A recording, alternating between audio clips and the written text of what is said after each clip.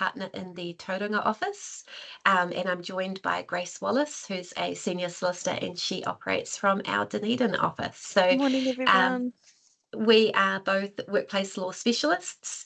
We are involved in drafting contractor agreements for our clients, and we often give advice around employee and contractor issues and how to set up your arrangements and do so safely. And we're also involved in litigation and other things involving employees versus contractors. I've just come out of a meeting with a client this morning who has an application before the Employment Relations Authority that she be a deemed employee. Her relationship was described as an independent contractor, so it's something a little bit close to my heart at the moment. Grace, I'll give you a quick sec to introduce yourself.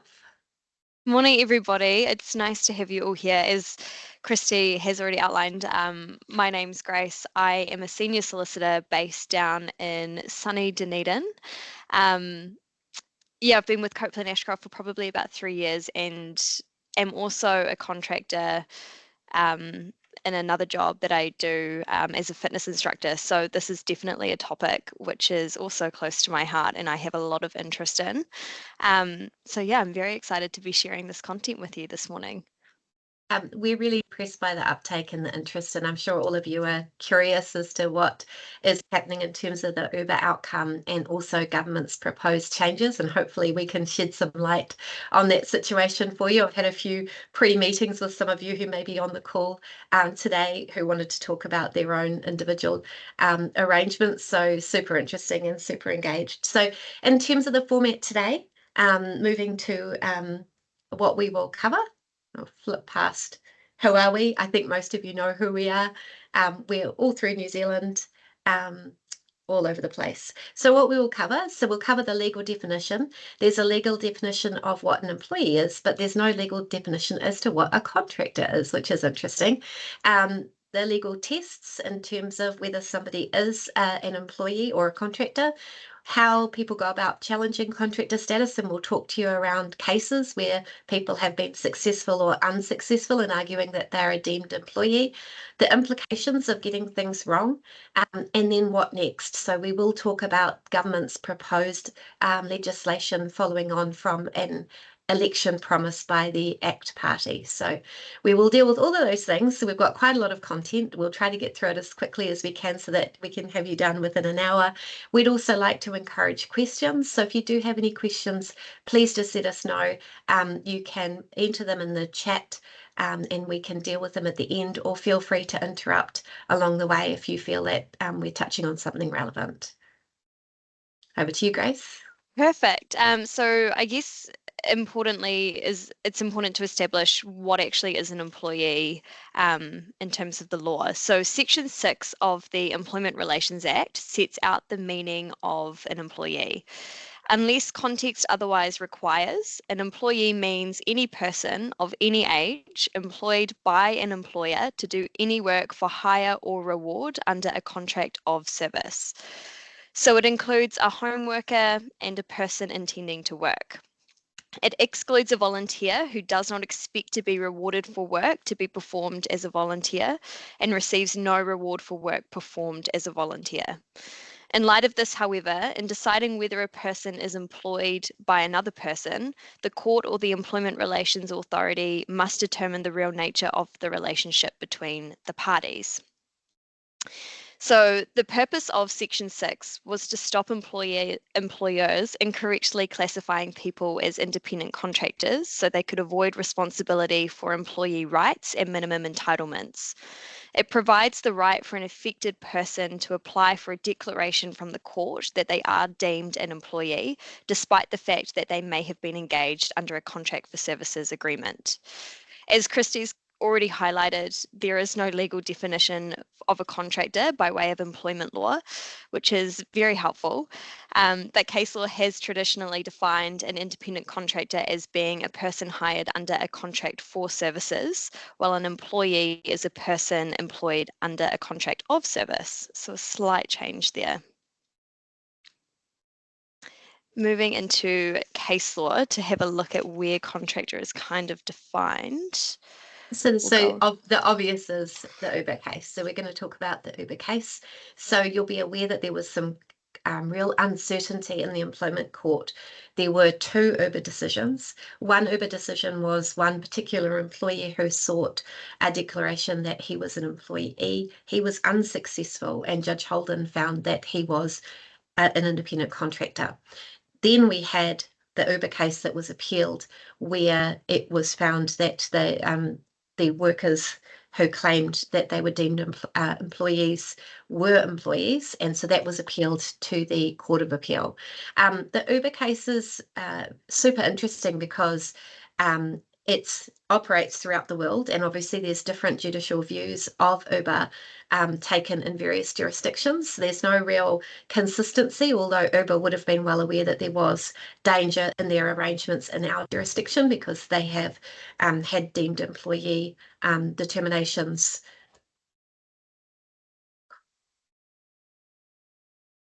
Sorry, am I still here? Yeah, you're still there, Christine. Sorry, my computer's warning me that it's going to shut me down.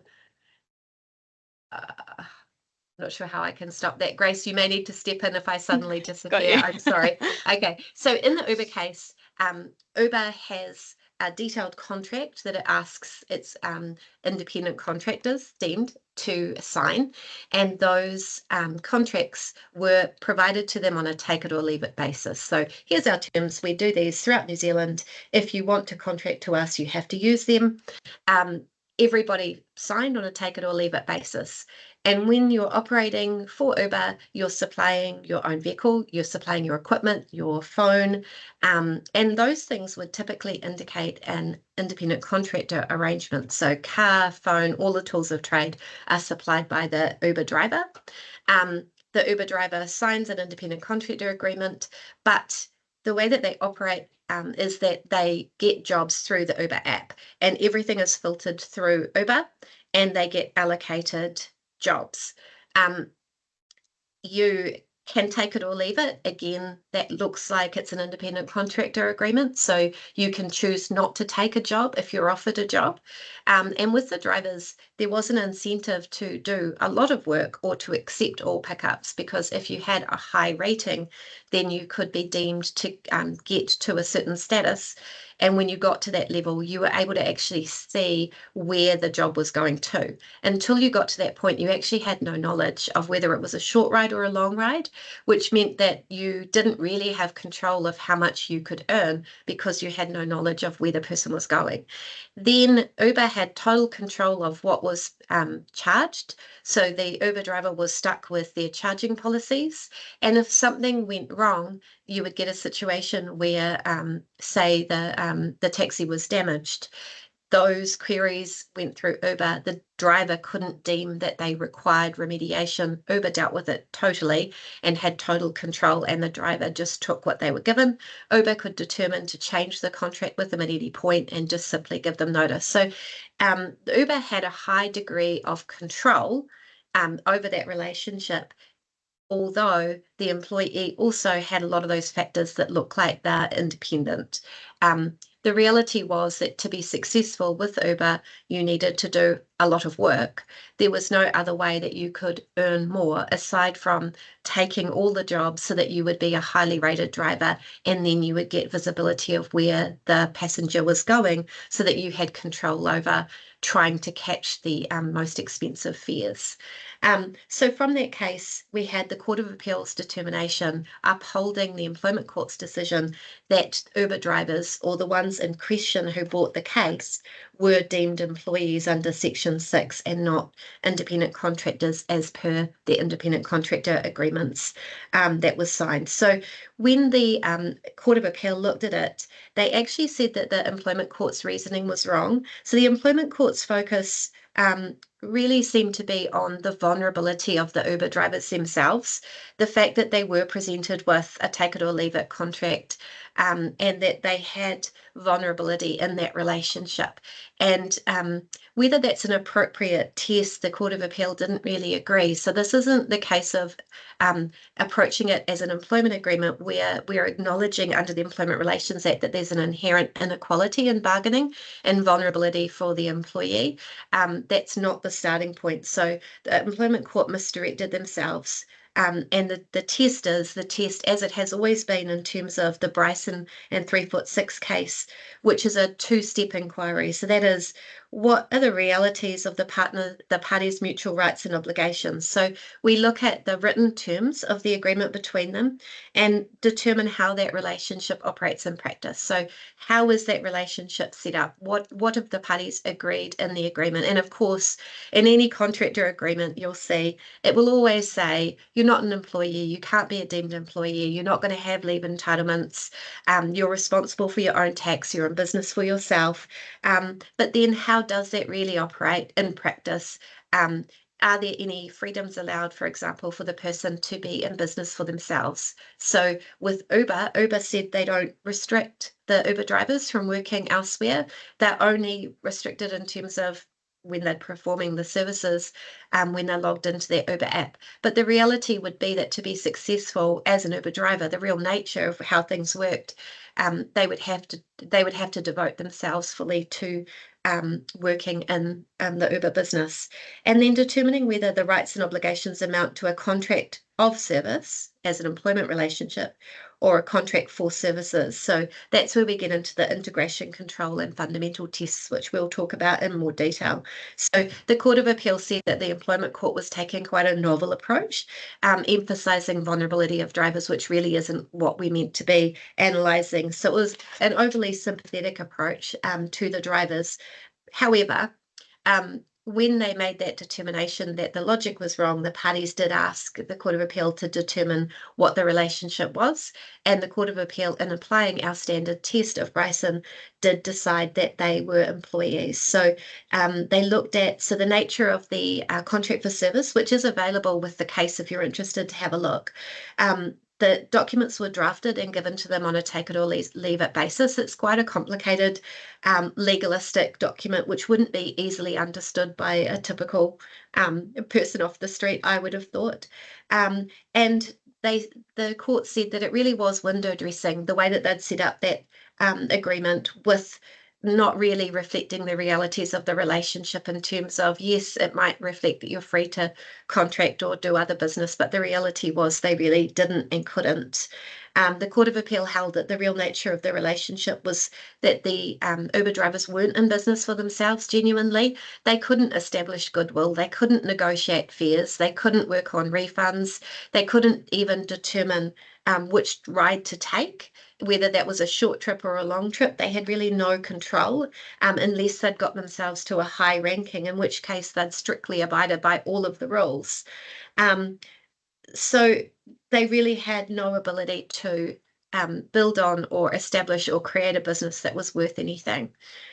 So the takeaways really were that the correct approach is still Bryson, and the logic that we've been using still applies, and that if you are seeking a remedy, that you need to go through this application process in terms of declaration that the person's an employee. And the court emphasised that this case was analysed in relation to those specific drivers who were represented and isn't necessarily going to be a domino effect for all. The reality is it will be. That contract is used for all Uber drivers, and at the moment the Uber drivers are seeking now remedies in terms of their minimum entitlements, which flow as a result of them being deemed employees. So it was for quite some time a period of uncertainty where we had two employment court decisions, one that said independent contractor and one that said employee, but now we've got the Court of Appeal saying employees. So from our perspective, it really is a domino effect in terms of Uber in particular, but can show some risk around industry-wide practices being questioned and challenged. Grace, I'll move on to you. Yeah, such an interesting case, Christy. Going back a few years, there is another really key case that we often refer to in instances like this, which is Barry and CI Builders Limited. It's a 2021 employment court case. And in this case, the individual, Mr. Barry, worked for CI Builders for 3 years. So Mr. Barry claimed that he was an employee during that period, and CI Builders claimed he was an independent contractor. The court was asked to resolve the issue. So in this instance, there was no written agreement that was entered into by the parties, but the court was satisfied that the verbal agreement which existed between them suggested they intended to structure their relationship as one of hire/independent contractor. There was no dispute that the time Mr. Berry entered into the relationship, the parties intended to structure it as an independent contractor arrangement. However, in making its decision, the court assessed a number of factors and whether each factor weighed in favour of a contracting arrangement or an employment relationship. A considerable number of factors pointed towards the real nature of the relationship between Mr. Berry and CI Builders being one of employment. So the factors that are interesting here, I suppose, was CIB exercised detailed control over the way the work was performed by Mr. Berry. So he was worked under the strict direction and control of the owner and the relevant site manager. He was integrated into CI Builders organisation, so there was nothing to externally differentiate him from any of the other workers which were employees on the site. And while there was no express prohibition on Mr. Berry working for others, this was unrealistic as he worked on average 40 hours a week continuously for CI Builders, and he worked that for over 3 years. Mr. Berry was not able to subcontract or delegate his work, and other workers on site had to cover if Mr. Berry was not there. Mr. Berry did not invoice CI Builders. He received wages for time worked rather than a payment according to task completion. Mr. Berry had a tool belt, which is common for employees within this industry, but he didn't supply most of his own tools and they were provided to him by the company. Mr. Berry bore no risk of loss and had no opportunity to make a profit. CI Builders applied for the wage subsidy during lockdown in respect of Mr. Berry as one of its employees. And there was no business to which Mr. Berry could accrue any intangible benefit, so any goodwill generated by Mr. Berry's skill, labour or work ethic accrued to CI Builders. And those were kind of, the main factors that the court considered in determining that there was an employment relationship as opposed to a contract for services arrangement. Back to you, Christy. Thank you. So moving on, we've got another taxi case. Poor taxi companies are having it hard at the moment. This is a labour inspectorate case that was brought against Southern Taxis.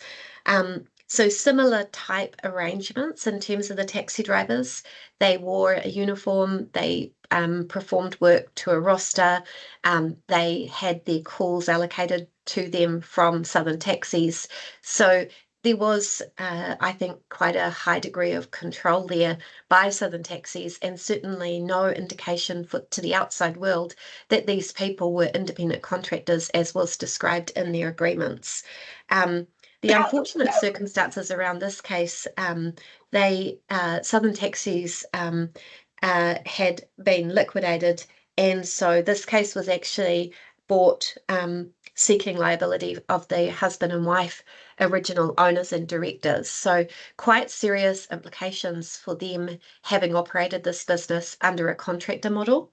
So the Labour Inspectorate brought those proceedings on behalf of 4 drivers who'd been described as independent contractors, and they were seeking to enforce minimum employment standards. So we're looking at annual leave, sick leave and the like. And they were seeking approximately $80,000 from Southern Taxis in relation to those breaches. So pretty scary stuff from the owner's perspective. And for them, they argued that they didn't have the requisite knowledge that those drivers were, in fact, going to be deemed employees. And so they argued that they shouldn't have personal liability for their entitlements, which really was the only way that those monies could be sought back by the Labour Inspectorate. In the employment court, the court sided on the owner's part, and they argued that they genuinely believed the drivers were contractors and therefore met the required test, and that they hadn't done anything wrong, and that they'd set up the arrangements in the correct way. The Court of Appeal, though, on appeal, didn't agree, and they said that the directors did know the essential facts, and it was referred back to the employment court to determine liability there. So really important if you are operating under a contractor model to get advice and to understand what it is that you are establishing and whether that arrangement is going to withstand challenge, particularly in cases where your contractors may be on the lower paid end of the scale, where there might be some issues around compliance, particularly with minimum wage, which is where the labour inspector could become interested. So a really good learning around just making sure that you're setting your arrangements up correctly, because as per our last webinar that we gave around director liability, even if you are thinking that you've got the corporate veil to protect you, there are cases where the directors are held to be liable. Back to you, Grace. Cool. So now we've kind of had a look at some cases that have come before the court. We're going to dive a little deeper into what is considered when the authority or the court is establishing what the real nature of the relationship is. So in determining what the real nature of the relationship is, the authority or court must consider all relevant matters, including the following principles. The written and oral terms of the contract, usually containing indications of the parties' common intention. So is there a contract for services arrangement? Is there a verbal arrangement like there was in the CI Builders case? What is there between the parties? Any divergences from those terms and conditions in practice, the way in which the parties have actually behaved in implementing their contract, features of the control and integration, and whether the contracted person has effectively been working on his or her own account. So that's what we call the fundamental test, and then normal industry practice. So these principles have been established by way of case law in the leading case of Bryson and 3 Foot 6 Limited, which is a 2005 Supreme Court case. An assessment will be made under each of these categories with regard to relevant case law to determine the real nature of the relationship. So this may seem the most obvious test, and this is the starting point in determining what the real nature of the relationship is, but it isn't determinative. It's not necessarily decisive. And this is something that the ACT Party was talking about coming up to the election, that they thought it was unfair that if the parties agree that someone is to be an independent contractor, that the Employment Relations Authority or court can intervene and say, actually, no, your relationship is an employment one. So there was a wish for more certainty in terms of ability to contract. So our usual test is that the first place we would go to is to look at the intention of the parties. And obviously, the most obvious place to find that is in the written agreement between them. So most often than not, if you've got a contractor relationship, there'll be a contract for services agreement. And that generally has the same kind of standard terms. So if you have a contract for service that is a standard precedent document, it will contain a number of terms that make it express that the person is an independent contractor, that they're charging for their services, that they're not an employee, that they're responsible for their own tax affairs. You might have some provisions there around that they can operate a business, or that they can delegate or have other people perform work for them, which can be helpful. So what did the parties intend with the relationship? And that's not just the written terms, but it's also the oral terms of agreement. So what did they understand was the arrangement between them? As an Uber, was it a take it or leave it? Here's the document you have to sign, otherwise you're not going to get the work, and I don't really understand. Or is it something where someone's been given a document and a genuine ability to negotiate and agree, and do they understand what that agreement is? I think the greatest risk here is when you've got contractor relationships where you've got a party that doesn't properly understand, and where these things often go wrong is where somebody doesn't understand what being in business for themselves means, so has been non-compliant in terms of tax or other compliance obligations, and therefore there's more pressure or more incentive to challenge the nature of that relationship based on not having their affairs right. So we've got some examples in terms of case law where the court or the authority looks at what the parties intended. So we've got Leota and Parcel Express Limited. Mr. Leota was a courier driver for Parcel Express, and he asked for a declaration to be made that he was an employee, so Section 6. Parcel Express said that their intention was that he be an independent contractor. So there's a lot of courier businesses around and that do use the contractor model. And the essential issue in that case was whether Mr. Leota served in his own business, so he was in business for himself, or in someone else's business, being Parcel Express's, where they had control over him. And when considering the intention of the parties, they looked at the agreement, and that agreement described him as an independent contractor, and it specifically said he was not an agent or an employee. In the Barry and CI Builders case, which Grace has just talked about, they looked at the real nature of the relationship. In that case, he was engaged as a builder. We're noticing that in the building industry, they're increasingly using contractors as well. So that is a reasonably potentially risky practice. And although no written agreement was entered into between the parties, the court was satisfied that the verbal agreement that was made clear was that their relationship was as an independent contractor. That is one factor, though, and not necessarily the sole or determinative factor. In Southern Taxis, the case I've just talked about, the judge looked at the real nature of the relationship. There were no written agreements with the drivers, and there was minimal evidence around what the oral arrangements were between them, and therefore there was no identifiable common intention of the parties. So that's a reasonably high risk situation where you've got no written agreement. So obviously the first step when setting up these types of arrangements are have a good contract for services agreement and assess the terms, make it really clear that the person's a contractor. And something that can be helpful is to refer your contractor to get their own advice so that they understand, if they've not been in business for themselves before, they understand the legal and tax obligations that come with it when they're entering into that agreement, rather than it being presented to them like an Uber a fait accompli. Over to you, Grace. Yeah, and you're so right, Christy.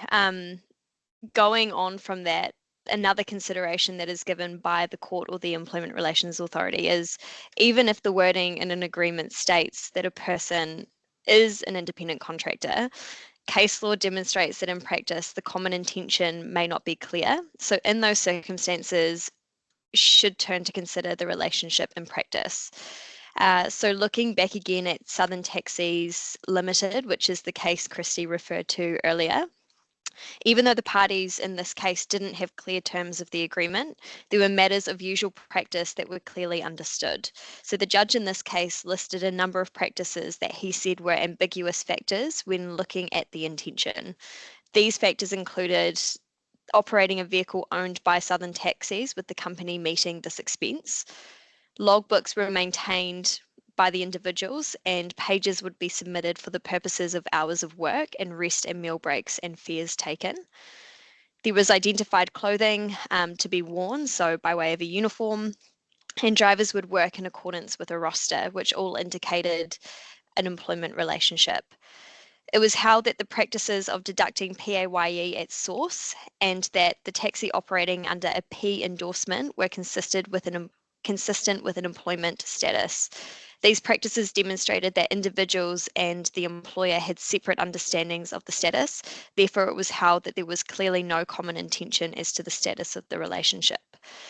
Christy referred earlier to the other Uber decision, which was decided in 2020, and was actually decided that the individual who brought the claim was, in fact, an independent contractor and not an employee. I have an incredibly difficult time pronouncing the name of this case, so I'm going to refer to it as Mr. A and Razor New Zealand Limited. So in this 2020 Uber decision case, it was also assessed, the real nature of the Uber driver's relationship with the company. This case showed a clear example of operating in practice with the applicable service agreement. In this case, Mr. A determined whether and for how long he undertook his services with Uber. He provided all necessary equipment and tools to complete the work, including his phone, data plan, vehicle, and insurance. He was responsible for his own tax obligations. He was responsible for choosing his vehicle, and he would choose when and where he would carry out his services. which were also indicative of a contract for services arrangement as opposed to an employment relationship. So my commentary on this one, that's an interesting case, and it just goes to show how you get a different judge on the day and you get a different outcome, which is hard for people to then gain direction as to where to go with this. So in this case, I felt sorry for the driver because he had sold his own taxi business. So he had a taxi business, he had goodwill. He sold that to somebody else for, I think, $15,000 to go to Uber. And the nature of the work changed so significantly for him that he felt that he was an employee. So in his own business, he developed relationships with people that he picked up regularly. He had goodwill because he had those people who would call on him specifically to drive. He could negotiate the fare. He could determine discounting or the like himself. He didn't have to be beholden to Uber. He had the ability to determine when and how he worked, and he could influence how much he earned. And he had a saleable asset at the end of it. So contrast that to joining Uber, where he is, when he's logged into the Uber app, under total control of Uber. And the way that the algorithms worked in terms of rewarding those good drivers and repeat drivers that take all of the requests that they get and don't let their ratings fall, to be able to then understand where the passenger is going. It all ties you into that model and be beholden to Uber. So there was no ability to even develop a clientele because he couldn't control who he drove for. He couldn't negotiate a fee. So really, he wasn't in business for himself anymore.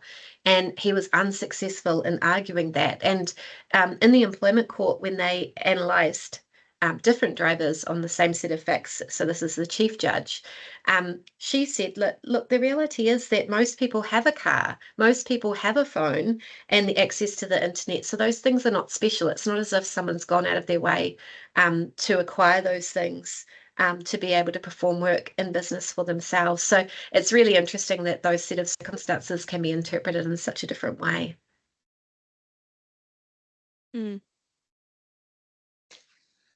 Should we move on to the control test, Christy? All right. So the control test, the greater the control that you have over the person performing services, the more likely the person will be a deemed employee. So we've got some helpful questions here for you. Does the company delegate work to the individual? Check how the work is done. Expect work to be done in a regular work pattern. Expect the individual to work with other team members with similar hours, start, finish times, etc.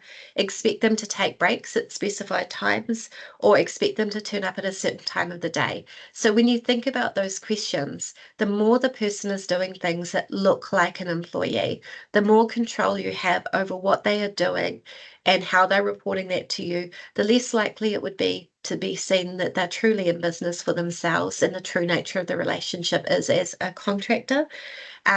So when you're setting up your contractor arrangements, you want to specifically think about that.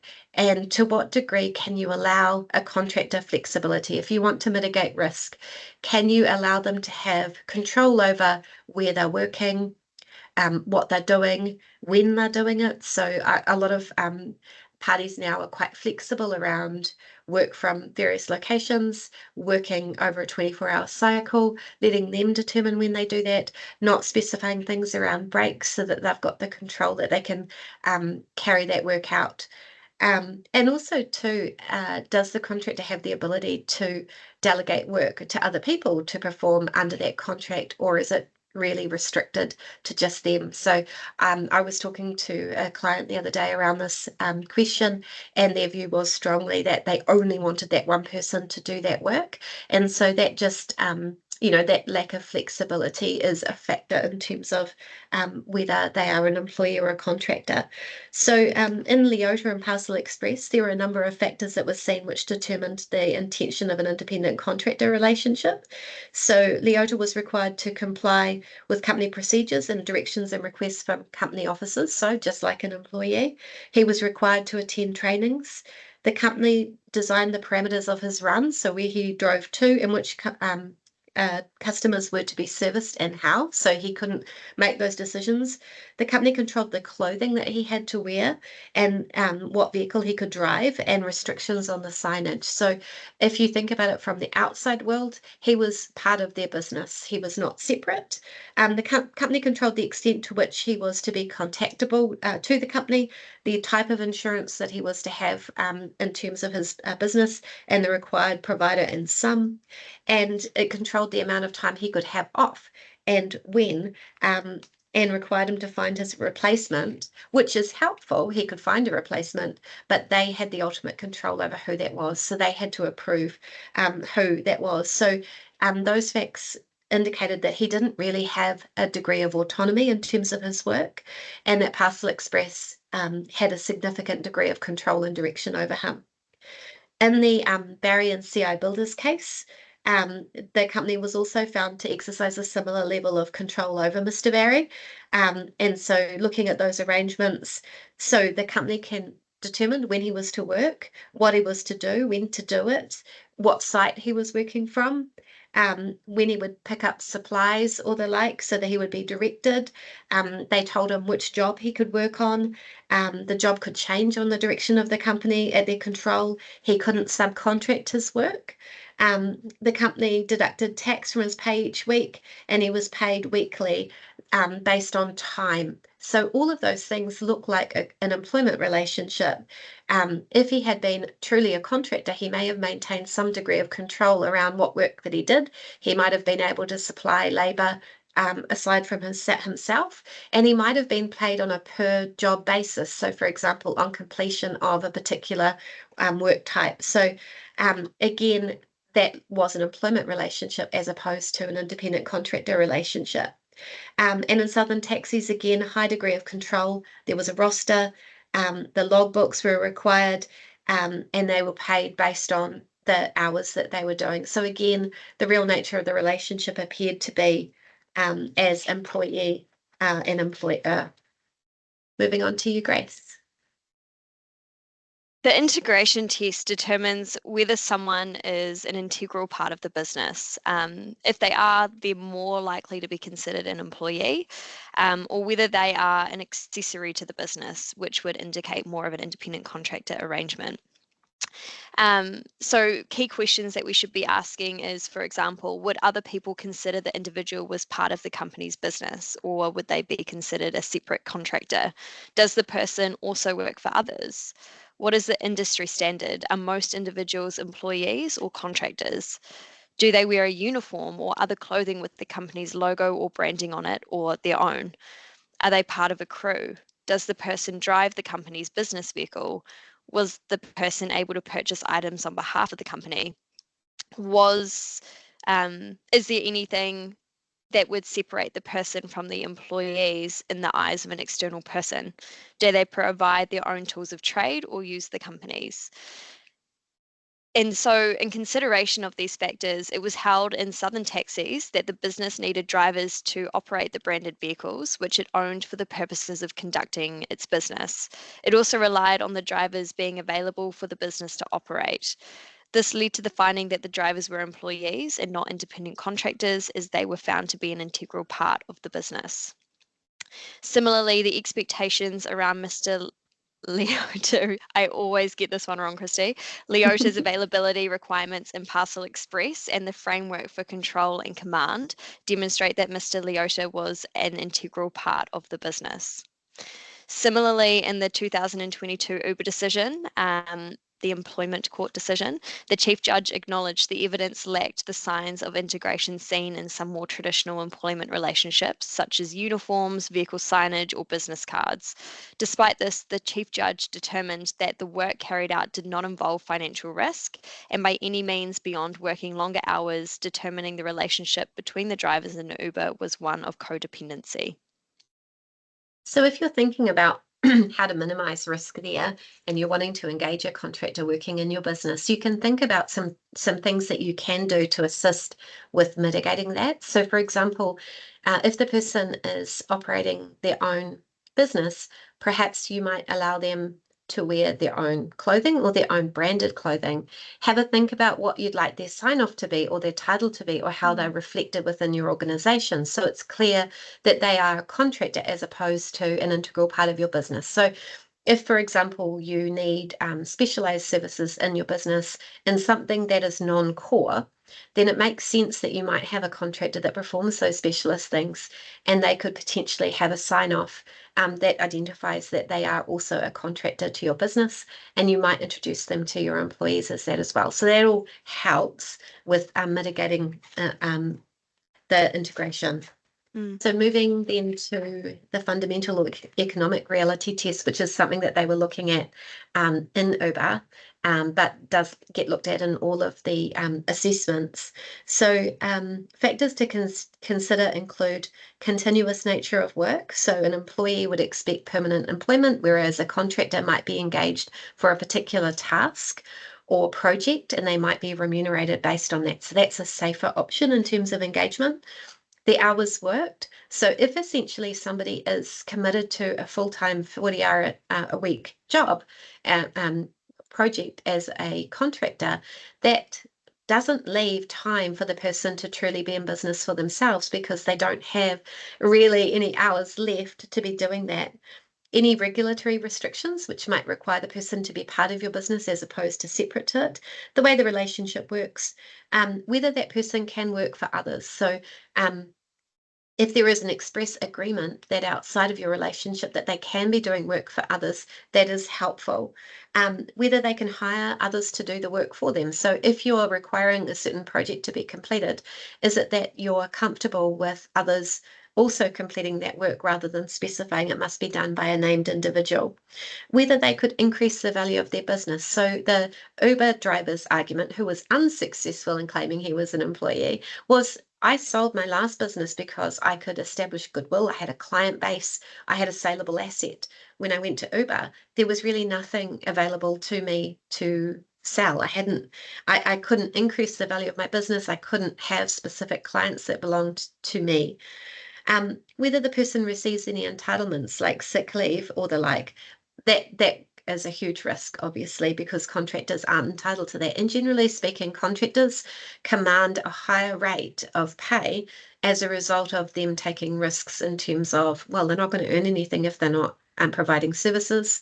They're not going to have holidays. They're not going to have sick leave. So it needs to be built into the REM. And then if the work isn't up to scratch, what is your right in relation to that contractor? So a pure contractor, if you hired a builder, for example, to do a job and they didn't do it right, and you needed that to be remedied, your contract might say that they have to put the work right if they get it wrong, and there's no additional cost for that. Versus if they were an employee and they had to remedy something, you would simply be paying them at an hourly rate. So that would indicate an employment relationship. In Parcel Express, there was an argument by Parcel Express that Mr. Leota was free to grow his own business. That wasn't accepted. He didn't have any spare time to grow his business. He was taking all of the delivery runs that were allocated and required by Parcel Express. He didn't have any other time to grow a business or do anything anywhere else. In Barry and CI Builders, again, that was a 40-hour per week role, and it was simply performing work as required over that time. He couldn't practically in that type of role have been doing anything more for anybody else. So there's no way that there was any value in what he was doing. It was purely running like an employment relationship. And Southern Taxis, those drivers weren't in business for their own account. They couldn't grow or build their business. They simply took the calls that were allocated to them by the company and didn't have any freedom around growing anything outside of that. In reality, they couldn't have sold anything. They didn't have anything of value. They didn't have goodwill. So the economic reality was that they were employees. Over to you, Grace. So the final consideration is industry practice. And in some cases, this can be really useful to help determine what the intentions of the parties were. So the court in Parcel Express noted that this is a factor which should be approached with caution when making this assessment. This is because if Parliament intended for an industry of workers to be categorised as independent contractors, it would have done so, rather than providing a case-specific test to work through. The court in Barry and CI Builders heard evidence supporting that there was a wide practice in the construction industry of categorizing people as contractors. Despite this evidence, however, and the industry practice, the Chief Judge determined, in light of the factual circumstances, that Mr. Barry was in fact an employee and not an independent contractor. Similarly, with Southern Taxis, the industry practice assessment was raised here as well with minimal success. While arguments regarding industry practice were put forward, it was ultimately held that the evidence was not persuasive and industry practice was not a useful indicator. And additionally, with the 2024 Court of Appeal judgment, while that relates specifically to the individual drivers that were seeking declaration, approximately 900 Uber drivers who are members of First Union have filed minimum entitlement proceedings within the Employment Relations Authority, all of which were dependent on the outcome of the recent decision. So it does appear that there will be a broader impact for those drivers and approximately the 6,000 drivers which are engaged by Uber. I guess it's an important consideration, although there has been a determination which indicates that they are employees when working for Uber. It's not always going to be persuasive. Each case is kind of dependent on its certain set of circumstances. Yeah. And even when the certain set of circumstances are the same, a different judge takes a different view. Yeah. So it does become difficult, which is why I think Parliament is talking around creating greater certainty by having some legislation around this. But I think it's certainly a very difficult thing to legislate as well. Yeah. So, I mean, rule of thumb is if there is an industry practice, don't necessarily rely on the fact that everyone else is doing it as a protection that in your circumstance you couldn't have a deemed employee. And the risk is obviously if you do have a deemed employee in your industry, the rest of the industry players are going to be worried that that creates a precedent that they may have deemed employees as well. And of course too, if you are operating a contractor model and you've got a number of contractors, if you've got one person that successfully argues they're a deemed employee, then you've got risk in relation to the remainder of your workforce. So domino effect. So then moving then to the implications of getting it wrong. So if you've described somebody and engaged with them as an independent contractor and that relationship has been incorrectly described and the person is able to proceed in the authority or the court and obtain a declaration that they are an employee, then there are obviously some flow-on effects for the business, for your business, some quite serious implications, as you'll see in the Southern Taxis case, which was brought by the Labour Inspector. So the Labour Inspector pushed that proceeding in order to ensure that those drivers received their minimum entitlements, which they otherwise wouldn't have received on liquidation of the employer, and they received those from the owner directors. So scary. Minimum employment entitlements, so holiday pay. Minimum wage. So if you've got contractors that are taking a degree of risk and they're putting in a lot of hours, and if you analysed it, potentially they would be receiving remuneration that's lower than minimum wage, then there's some definitely risk there. Sick leave. KiwiSaver contributions. So obviously you've not deducted employee contributions, but you've also not paid your employer obligations on there. There's PAYE tax obligations. The opening of the floodgate in terms of personal grievance claims, and often these things, if people are bringing proceedings seeking to be declared an employee, there's something they want out of it. So those minimum entitlements are one, and obviously that's economically a good thing for the claimant, but also there may be a personal grievance that's been the trigger point for the claim in the first place, and that leaves them open then to bring those personal grievance claims. And then you've got a whole set of circumstances where you've treated somebody in a certain way. For example, if you've had an allegation and you've terminated their services and you've treated them as a contractor, not an employee, so you haven't operated under fair process as you would an employee, then there's real risk around the whole set of circumstances being unwound and found to be unfair. And the assessment of your actions, you'll be treated as an employer. So you'll be held to those standards in terms of good faith, fair process, and all of those other things. So also the potential of penalties. So the risk of getting it wrong in terms of the potential outcome isn't great. So in Barry and CI Builders, the outcome was 3 years of annual leave. He also was entitled to sick leave, bereavement leave, and family violence leave. So it would be a matter of working through what those dates would have been and how that would have worked for those times that he was unpaid as a result of not being able to be at work. In Leota, unfortunately, a declaration was made he was an employee, but the company was wound up before the matter was heard. So unless there were actions against the directors, there were no minimum entitlements. And for Southern Taxis, they were liable to pay 4 drivers their minimum entitlements, so unpaid wages, holidays, and rest breaks. So scary stuff. From a PAYE perspective, obviously what the whole nature of the relationship has changed, and the tax obligations are different as well. And we often work with accountants and speak to them around what the implications are, because, for example, if you've left it to the employee, what you've deemed to be a contractor to look after their tax affairs and remit a tax, and then they're deemed to be an employee, so that everything that they've been paid should have had PAYE deducted, then you've got an issue that you haven't taken that money out necessarily, and it hasn't been remitted to IRD. IRD have the ability to pursue one or the other, and obviously the employer has the deeper pockets and the ability to pay. But I think also taking a step back, obviously any person bringing a claim who wants to reframe the relationship does need to think about the consequences of unwinding it, because, for example, if you're in business for yourself and you're claiming certain things like company vehicle costs and other things, you're reducing your tax obligations, whereas as an employee you wouldn't be entitled to those things. So an unwinding might actually result in more tax being payable, and those arrangements being questioned. So careful advice is required on both ends, just to make sure that there's not going to be any unexpected outcomes for either side. So then, how do we safely use contractors, right?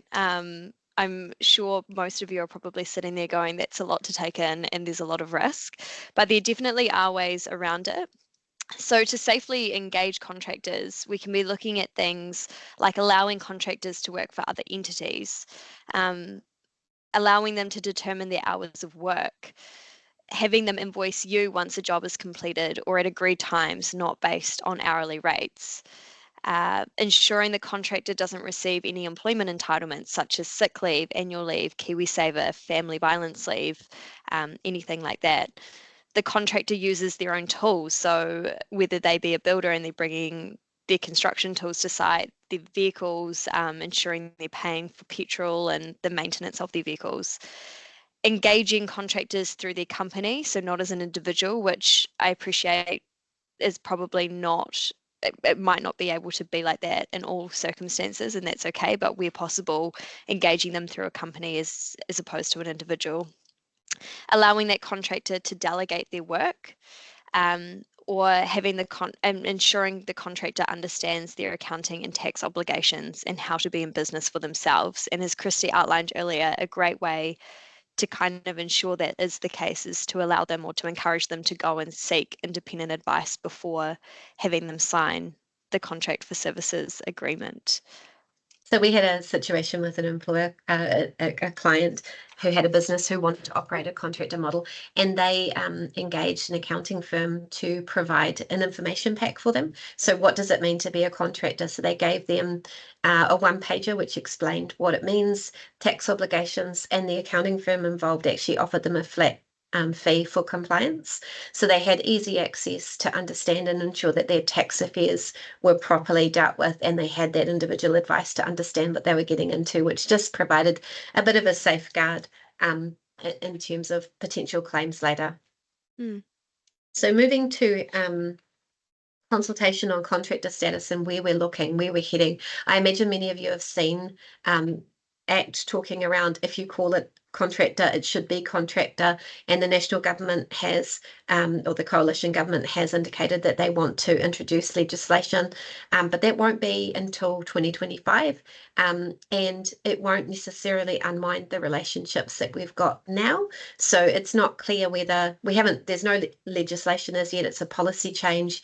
It's targeted consultation is taking place now on proposal in terms of a policy. So it's really a watch this space thing. And for any of you that have been watching with bated breath around the Holidays Act reforms that haven't happened, I would say don't necessarily count on us getting any clarity or even the legislation that's being promised potentially. So our advice at the moment is do what you need to do in terms of the test as it stands now and ensure that you're compliant now.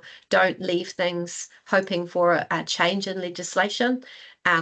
We don't know what that will look like. And for example, one of the things that isn't addressed yet is whether, if there is legislation to give certainty, whether it has retrospective effects. So for example, will it apply to all contracts that are in place now, or is it only for new contracts that are entered into after a certain date when the legislation comes into effect? So I'm going to move quickly to, because I know we don't have a lot of time, the proposed test that is being consulted on. So the new test is, does the worker meet exclusion criteria that will safeguard them as being a contractor? So these are the things that you want to tick off. Is there a written agreement that specifies that the person is an independent contractor? I think most of us will get that one right. Is the worker not restricted from working for others? So is it clear in the contract for service agreement that there is an ability for them to do work outside of the work for you? The worker is not required to be available to work certain times, days, or a minimum period, or the worker is able to subcontract the work. So freedom in terms of the subcontractor not being under that high degree of control that would indicate an employment relationship. And the business does not terminate the agreement for not accepting an additional task. So there's not a remedy or a high degree of control. If you won't take this task on, we're going to terminate the contract. So this is the indicated new test. It's only at the beginning stages of consultation. So as I say, don't count on it, but most contract for services agreements will probably tick off most of those points already in terms of the intention. I suppose the reality will be actually making sure that that translates into, can it actually practically work? And the existing test is the real nature of the relationship under Section 6. Does it give greater certainty? I'm not sure yet. I mean, it's a watch this space thing. We need to see draft legislation, and I think the safer approach is take the tips in terms of the test and be sure that you're mitigating your risk as much as possible if you're wanting to use a contractor model. It's important to note also, guys, that the criteria, the new test, you have to meet all four requirements. If you fail to meet one of them, then it would go to the existing test. So you have to meet all four in order for that to be met, which you might have already covered. Sorry, Christy. No, thank you. So moving forward, what does it mean now? So with regards to the Uber test, we proceed that determinations using this test can arise. This test, including the others established by case law, applies as well. However, care should be taken in the interim as we have not seen any determinations arise as of yet. With regards to the policy, as Christy's already said, it is due to come into effect in 2025, but our recommendation is don't hold your breath until we get some certainty in respect of that. I'm just wondering, should we just move straight forward to see if we've got any questions, Christy? Or is there anything else that you want to add on that point? Don't get too excited about government's announcement. I think take care. There's always risk. And look, if you set up your arrangements well and you're clear and your people that you're contracting with understand and get their own advice, and you treat them fairly as you would an employee, that your risks are definitely mitigated. And if in doubt, talk to us. we are able to come and review the arrangements that you've got with your existing contractors and give you advice as to risk. So there are a number of industries at the moment where they have looked at their relationships as a result of some of these cases, and they're actually in the process of converting their contractors to employees, and that can be done, but there's also some risks around that as well. So definitely a matter if you're looking at converting contractors to employees to come and speak to us and get some advice as well around any unintended consequences of doing that. Yeah. Thank you. Easy. Should we open it up to questions? Anybody? Thanks for the clap. Hi, it's Deborah here. I've got one question, if that's okay, around the control, because the controls that, I think of so many public sector people that were contract for service, but really same time and all that.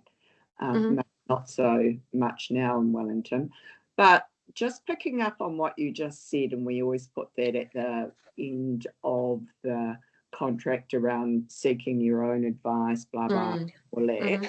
So let's say they go and get advice from, let's just say you, and or whomever, and they say, yep, no, this looks pretty good, sign it, you're good to go. So they bring back the same contract service that they've gone and sought the advice, and 2 years later they think, oh, I'm going to have a crack at this because things are changing from what I'm reading in the news and all that.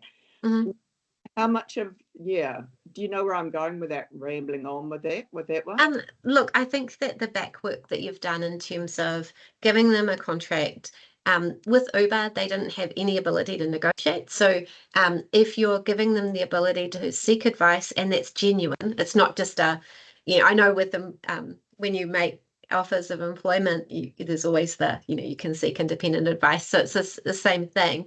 But if you're doing potentially more than that, like letting them know, hey, look, you do need to understand that this is a different thing than being an employee. So if you want to mitigate risk from the outset, and you want a contractor relationship and you're confident that that should work in that way, would be to have some engaged dialogue and take notes of that discussion that you've had with them. So do you appreciate that you'll be in business for yourself? Have you ever operated a business before? Do you understand? So part of that will be that you'll need to be invoicing us. I'll need to issue you with a tax form where you'll nominate the withholding tax rate. So you'll need to understand how you go about that.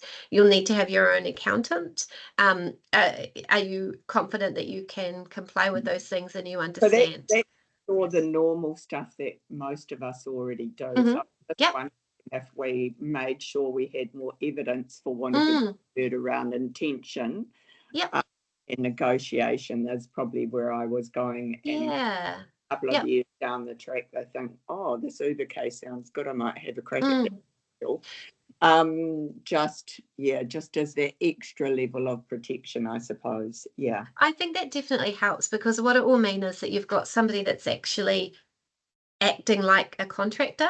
Like if you've properly explained to them what to do and they've correctly done their tax and they're issuing with invoices. I'm actually posting as a registered voter and a concerned citizen from a marginalized community. This has nothing to do with me being a comedian. Oops.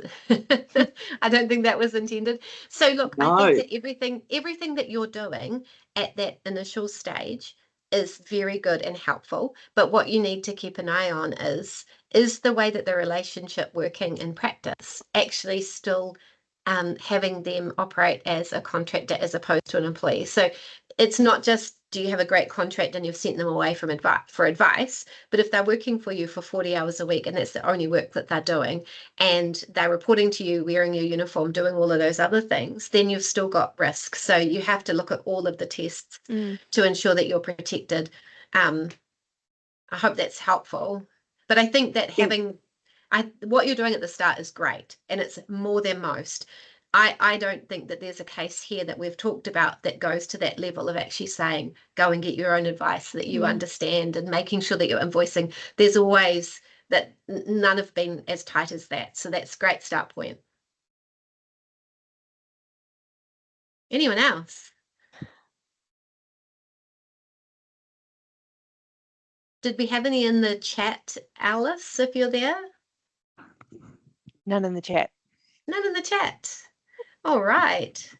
Look, we're certainly very happy to help with any questions that you've got. If you've got worries around risk, oftentimes we don't get those conversations, engaged conversations, until we've got a client that's been served with Employment Relations Authority statement of problem, and then they're like, oh goodness, this is a huge problem. So if you're having that engaged thought at the start when you're setting up those relationships, or you're wanting to do an audit of your contractor relationships and you'd like some advice as to what to do with them, or whether there's additional things that you can do to help that relationship and ensure that it's not going to be challenged later on, certainly please reach out to us. Thanks, everybody. Thanks I think so much, that wraps it up. Feel free to reach out to either of us if you have any questions. We'd be more than happy to help. Thanks, guys. Thanks for coming. Thank you. Bye.